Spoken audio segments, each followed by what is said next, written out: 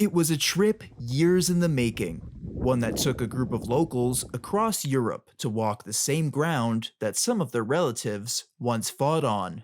Well, Heather wanted to do this for a while. She went over with her grandpa for the 60th anniversary of the liberation of Holland, and so she's been wanting to go back for a long time. Kurt and Heather Price helped organize the journey through Kurt's program, Live with Kurt Price, to visit historic sites across Europe. We visited the Netherlands, Brussels, and France, and saw everything that we could possibly see on that trip.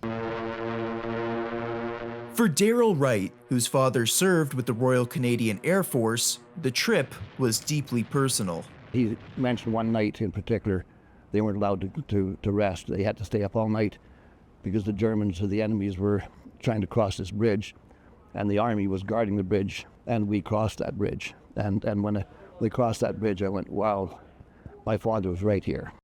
Daryl says that standing in some of those same places his father once served brought those stories to life, from the bridge his father defended to the beach where Canadian troops landed. His thing was Juno Beach. So when I got to stand on Juno Beach, I thought, this is where it all took place for my dad. Yeah, it was very emotional. Les Smith also made the journey. His grandfather fought in the First World War at Vimy Ridge and Passchendaele. It brought everything home, type of thing. We got to be where he was. You know, I had a larger understanding of what was going on. Everybody should go to Vimy Ridge. The monument itself is spectacular, but the meaning behind it and the sacrifice that was made by, at that time, a small country. From the beaches of Normandy to the cemeteries across Europe, the group says it was an experience they'll never forget. And for Heather, it was a chance to reconnect with memories of her grandfather and see the impact of his service firsthand.